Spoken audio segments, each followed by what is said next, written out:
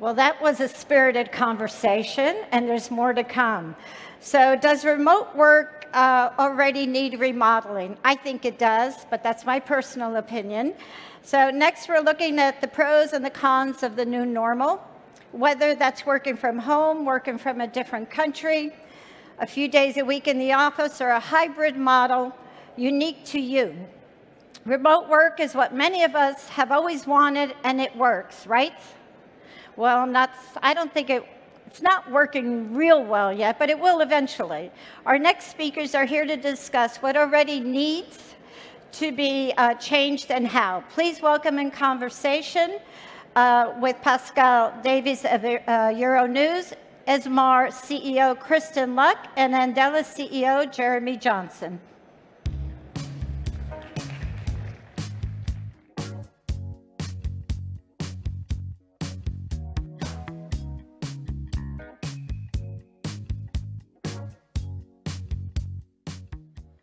Good morning, Web Summit. It's great to be here today with my wonderful guests. So we're going to talk remote work and does it work. So Kristin from ESOMAR, I'm going to start with you.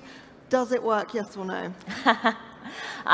Well, just to give some history on ESOMAR, we're the Global Association for Data and Insights Professionals. So we have a global association representing research data scientists from all over the globe. And I think, when I think about remote work, I think it's helpful to have some historical context about how we came to work as knowledge workers within a 9-to-5 sort of office environment. So, knowledge workers sort of adopted the machine model, the manufacturing model that much of work used to be based on. So everyone would have to meet in the same central location to manufacture a product, to be closely overseen by a manager. And when knowledge work became more prevalent, that exact model transitioned over to knowledge workers. So we all meet in the same office. We all have a manager that supervises us and oversees our work. Back in the 70s and 80s, you had access to filing cabinets as pre-computers, and that model never really changed. And so I think that when you look at how we live and work today and the access that we have to technology and the globalization of many businesses and many industries, like truly that more traditional way of working is a broken way of working. Okay, and Jeremy, to you now. So in your company, you're sort of matchmaking the software engineers to the big tech companies. What changes have you seen since the pandemic and the ways that we're working?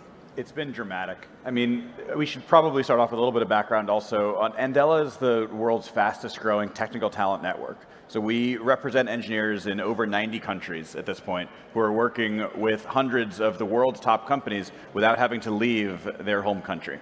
And companies, engineering and remote work in general is not a new phenomenon. It's not a result of the pandemic, but it's certainly been dramatically accelerated. We've seen about 10 years of acceleration of the trends that were already taking place before happen in the past 18 months.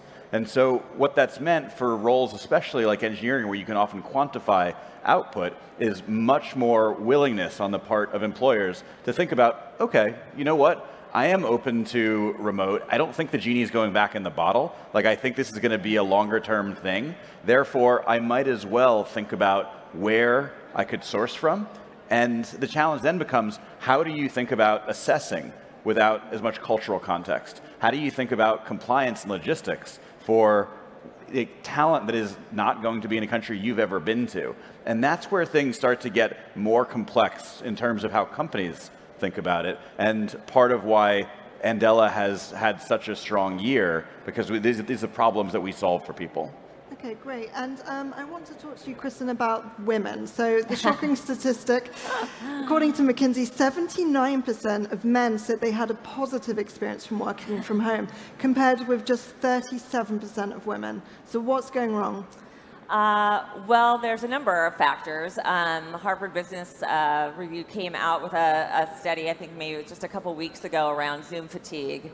and how Zoom fatigue has accelerated depression and anxiety in people, and the statistics were significantly larger for women who feel like, you know, they've got to really put on a professional appearance at all times when they're working from home, which is challenging, of course, when you're also oftentimes managing your children, homeschooling, and everything else going on within the house. You know, in the first year of the pandemic, 54 million women around the world left the workforce. And so, you know, obviously that has widened the gender gap in employment significantly. Of the women who lost jobs in 2020, 90% left the workforce entirely, compared to around 70% of men. And there was a Women in the Workplace study, so that was conducted last year by McKinsey and leanin.org, and their assessment of the number of women that have left the workforce because of that, they are estimating that global GDP will be $1 trillion lower by 2030. Okay, so what can be done, you know? An amazing impact. It is. And what are the solutions to sort of giving women that space so that their remote working conditions can be better? Yeah, it's challenging. I mean, I think, you know, hopefully now that vaccination rates are increasing and kids are going back to school, that there'll be less stress on women. And that's not to say, I know there's many male parents, of course, and fathers in the audience as well, but you know, women on average do about 75% of the world's unpaid care work. You know, the demands of which have obviously like grown substantially during the pandemic. And when I say unpaid care work, it's taking care of kids, it's cooking, it's taking care of parents in many countries. You know, 40% of mothers compared to 27% of fathers are the ones responsible for the homeschooling and taking care of kids. And so if you look at how many hours a day, if they're spending 3 hours a day even on those tasks, that's a considerable part-time job on top of everything else that they're doing, working a full-time job. So it's no wonder that, you know, that women have chosen to exit at certain times. But I think that there's a lot of things that employers can do to improve those situations. Yeah, and what do you think about the solutions for women, Jeremy? To this problem? No. I feel like I'm not qualified. I'm qualified. I think it's a massive challenge. We thankfully have not seen, like in the company, such dramatic numbers, but in our talent network, it has been harder to find female software developers. It has been harder, you know, in a variety of ways that we are also trying to address. We believe it creates a better environment for all of our employees and members of the network to have more gender balance. And this is a material challenge I think the world is facing with remote work. Yeah. I think too that, you know, employer flexibility, you know, better parental leave policies, particularly in the U.S., like more, you know, more flexible work from home environments, like all of these things that we like say benefit women, they benefit men as well. And they allow men to be equal partners in you know, in that family experience. So when we talk about programs and benefits that benefit women, I think they benefit men as well. Absolutely. Now, Jeremy, I want to talk about competition in the workplace. How has remote working changed that? So are companies looking for cheaper labor, would you say, or are we increasing competitiveness in jobs and the people we're hiring? We're seeing a very different phenomenon right now. As people have gotten more comfortable with remote, what we've actually seen is a pretty extreme focus on quality and the caliber of talent. And so for our clients, you've got, you know, a few hundred of the top tech companies around the world now leveraging Andela to source talent. They're primarily trying to find better talent than they otherwise would be able to. And so I think it's partially a function of the macro climate that we're in right now, where people are just trying to move as quickly as they can and a little bit less cost conscious. I think if the economy were to turn, then I think this might change. But for the time being, it's just an extreme focus on, I want to find the best possible talent I can. And I'm open to the idea of going like much more broad in how I think about that. And I actually think that's a healthy thing for the world, because what it's doing is compressing global, like not compress, but it's like sort of like pulling up global wages in emerging markets in ways that would have been very surprising only a few years ago. Like we're seeing like people with very specific types of skill set even in very emerging market parts of the world, we have our largest presence is across Africa, having salaries meaningfully increase to get closer and closer to the US and Europe in a way that it was just moving much more slowly before this. Okay, that's fascinating. I think, and I think there's a really, I don't know, I'm like an avid reader of the New Yorker, and there was a really interesting article in the New Yorker basically about is knowledge work broken? And the entrepreneur Chris Hurd had a really interesting theory within there, which is you can have two different cultures. There's an office-first culture and there's a remote-first culture. And an office-first culture, I'm only hiring the people that are in the radius of my office. So my talent pool that I have available to me is pretty limited, versus a remote-first culture where I'm hiring the best talent from around the world, to Jeremy's point, regardless of location. And yeah, maybe they're not going into an office every day, but I'm getting them together quarterly or monthly, depending on what their roles are and when I want to organize team meetings. And this kind of creates I think, a Darwinian effect for many businesses, because say for instance, I've got a company that's remote first and I have a competitor that's office first. Well, I can hire the best talent from around the world at lower costs, and I have lower overhead because I don't have an office space that I'm maintaining, or multiple office spaces. And so I'm eventually going to put my competitor out of business. And if you repeat that enough times, I'll be #1 in my space. Yeah. Hands down.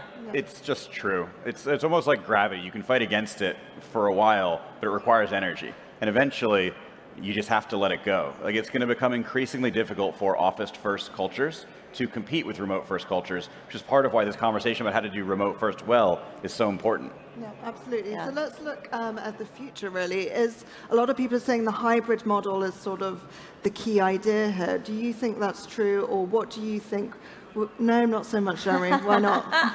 It depends on how you interpret the hybrid model. And one of the challenges is definitions in this space are all so new that people mean all sorts of different things with the language. If what you're thinking is some people will be in the office and then some people will be remote, that actually makes it harder. It is really hard to have a meeting where 4 people are in person and 2 people are remote, because the people in person will naturally gravitate towards each other. It's human nature. It's really hard not to have that happen. On the other hand, if you mean what Kristin was saying by hybrid, about getting together in person once a month or once a quarter to build bonds and connections between the team, actually, I think that makes all the sense in the world, and the best remote-first companies are going to do that religiously. And so it depends what you mean. Yeah, it's interesting. I was talking to a woman yesterday, and she was saying that if she's even now though part of her staff is in the office and part of them are remote, if she's on a call, she has to schedule a Teams meeting or something, she won't have anybody in her office or do anything in person. Everyone has to be online because it levels the playing field. So to Jeremy's point, there won't be some people in the room that have a louder voice than others. I also think that when we think about remote work, we have to really differentiate that from telecommuting. When you think about telecommuting, when it first started, I think managers thought, oh, well, I'll give someone a laptop and internet access and an email address, and they're just going to work from home. And then we saw kind of a blowback to that when Yahoo and Best Buy started bringing employees back to the office, saying that it wasn't productive enough. When we talk about remote work now, we're talking about really using technology and systems to connect people in more meaningful ways, whiteboarding technologies, ways that people can collaborate better. We have Slack, lots of different communication and management tools that I don't think we had when telecommuting first came out. And so that, again, as collaboration drives innovation, diverse viewpoints, and being able to have a global staff drives innovation. There's been a ton of research around it. I just think personally, that's the new way of working, at least for knowledge workers that are not manufacturing a product. Yeah. And we were talking a little bit about Zoom fatigue there. How can we overcome that, do you think? Because, as a female, we were saying it takes a while to have the space, it's time spent. I don't wake up looking like this, unfortunately. I wish I did. My male coworkers definitely have a leg up. My former business partner and I talk a couple times a week, and, he rolls out of bed, he looks awesome. Like, this is a solid 30 minutes at least of work, at least. And so I just started putting some limitations, and I think many women have too, around the number of video meetings they're going to do a week. I have certain days of the week that I time block off where I'm not gonna do video calls. And the other thing that I've done is I've stopped having Zoom or Microsoft Teams automatically turn my video on when I go into a meeting, so I can assess, like, are other people on video? Is it a requirement of the meeting? You know, some people are really insistent on it and others are not. And I think, like, not, you know, and also you can, like, change your Zoom view so that you're actually not looking at your face the entire call, which I think is helpful as well. Yeah. I think we're going to see a massive shift in the next 24 months. This will happen very quickly around, like, norms for whether or not you use video. It's exhausting to stare into a screen all day. It just is. Regardless of gender, it is exhausting. Yeah. And right now, there's this sort of sense of, well, we miss being around people, so we're going to show our, like, love and support by having our cameras on. And there's something to that, but once you get to know people, once you have a real relationship, pick up the phone and just take a walk while you're having your conversation. Like, engage in something a little bit more active where you don't have to stare into a screen, and you're going to feel a lot better at the end of the day. And so I think that this is going to be a much more active conversation that companies should start having now and being more conscious of how they think about this. All right, as we're coming to the end, I want to ask you a quick fire round. What are the 3 things that need to change? I mean, I would start with that one, not needing people to be on camera constantly. I would move into make sure that there is some time to get together in person, whether it's once a month, once a quarter, twice a year. Make sure that there's time that is focused on building, like, relationships and, like, team bonding, because trust is a meaningful, like, variable in how effective teams are. And finally, like, I would think about, like, time zone overlaps and trying to not have people working, you know, at, like, you know, 9 p.m. at night or, like, 6 a.m. in the morning in order to be able to stay, like, aligned with, like, the norms. You can be anywhere, but it's really helpful if people don't have to create crazy schedules so they can live a, like, reasonable, sustainable life. And for you, yeah, I would say, like, one thing is, like, to keep the, you know, to really think about your staff and the, you know, the different needs of, like, introverts versus extroverts. I know a lot of companies have, like, planned, like, team activities and stuff online. Like, frankly, like, I'm kind of naturally introverted. The last thing I want to do at the end of the day is do, like, a cooking activity online with a bunch of people that I do business with. I just don't want to do it. And so, you know, providing opportunities for people to opt out of some of those team building activities, I think, is healthy as well. Second, you know, make sure you're looking at your workplace policies and that they're gender equal, and really taking into account the, you know, the extra workload that women are carrying at this point and acknowledging that.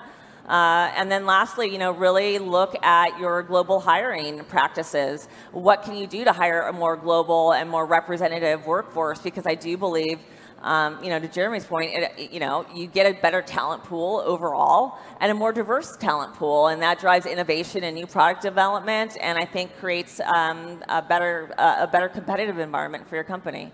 All right, Chris and Jeremy, we are up there, so thanks so much for your time on that. Looks like the future is remote work, but we need to change that. So thank you, Web Summit, and see you next year. Thank you, Pascale.